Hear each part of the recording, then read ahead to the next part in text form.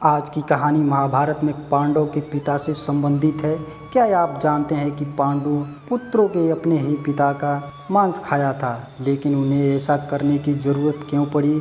महाभारत से जुड़ी यह घटना उस समय की है जब पांचों पांडवों के पिता पांडु की मृत्यु हुई और अपने पिता पांडु के शरीर का मांस पांडवों ने खाया। इस बात को जानने के लिए हमें पांडु के जीवित होने के समय में जाना होगा। इसके अनुसार 5 पांडव युधिष्ठिर, भीम, अर्जुन, नकुल और सहदेव थे। इनमें से युधिष्ठिर, भीम और अर्जुन की माता कुंती थी और नकुल और सहदेव की माता माद्री थी। पांडु इन पांचों पुत्रों के पिता तो थे, लेकिन इनका जन्म पांडु के वीर्य तथा माताओं के गर्भ से नहीं हुआ था, क्योंकि पांडु को किसी ऋषि ने श्राप दिया था कि अगर वो किसी भी स्त्री से शारीरिक संबंध बनाएगा तो उसकी मृत्यु निश्चित हो जाएगी, जिसके कारण उन्होंने कभी भी कुंती और माद्री से शारीरिक संबंध नहीं बनाए थे। इसी कारण पांडु के निवेदन पर पांडवों की दोनों माताओं माता कुंती और माद्री ने भगवान का आवाहन करके प्राप्त किए थे। जब पांडु की मृत्यु हुई तो उसके मृत शरीर का मांस पांचों भाइयों ने मिलकर खाया था।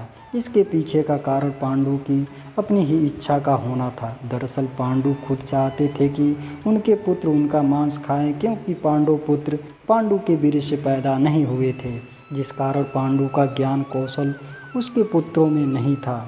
इसी कारण से पांडु ने अपनी मृत्यु से पूर्व ऐसा वरदान मांगा था कि उसके बच्चे उसकी मृत्यु के पश्चात उसके शरीर का मांस मिल बांट कर खाएं, जिससे उसका ज्ञान बच्चों में स्थानांतरित हो जाए। पांडवों द्वारा पिता का मांस खाने के विषय में अलग अलग मान्यताएं प्रचलित है।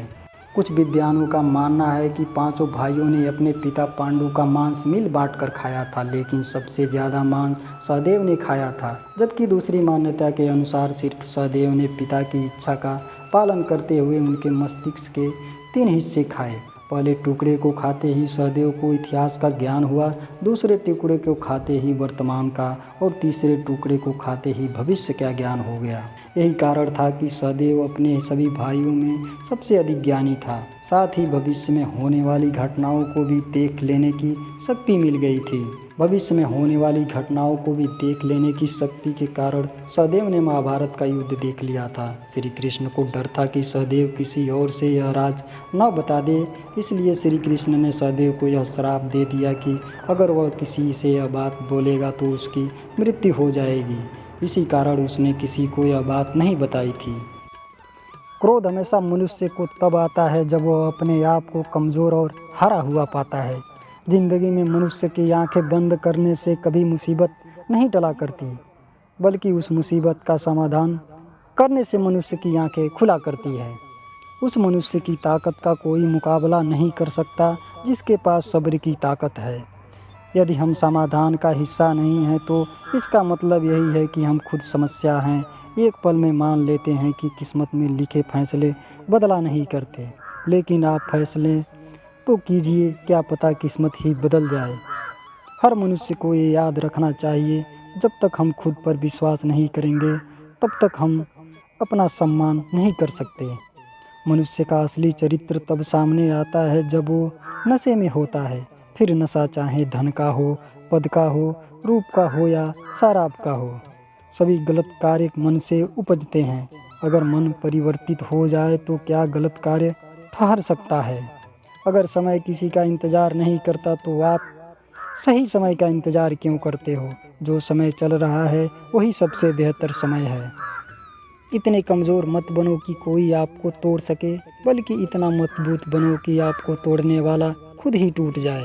सुखी व्यक्ति परिस्थितियों के अनुसार ढला हुआ नहीं होता है, बल्कि उसके जीवन जीने का दृष्टिकोण और नज़रिया अलग होता है। अगर आप सफल होना चाहते हैं तो आपको सफलता के घिसे पिटे रास्तों पर चलने की बजाय नए रास्ते बनाने चाहिए।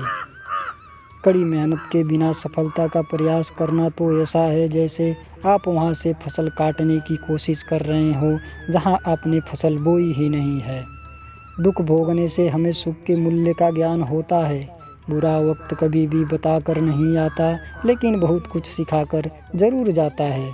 समय और ज़िंदगी दुनिया की सर्वश्रेष्ठ शिक्षक हैं। ज़िंदगी समय का सदुपयोग सिखाती है और समय हमें ज़िंदगी की कीमत सिखाता है।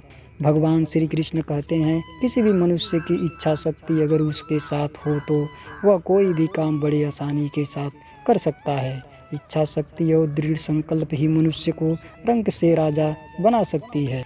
जब तक आप अपनी समस्याओं एवं कठिनाइयों की वजह दूसरों को मानते हैं, तब तक आप अपनी समस्याओं एवं कठिनाइयों को मिटा नहीं सकते। पिता की सेवा अथवा उनकी आज्ञा का पालन करने से बढ़कर और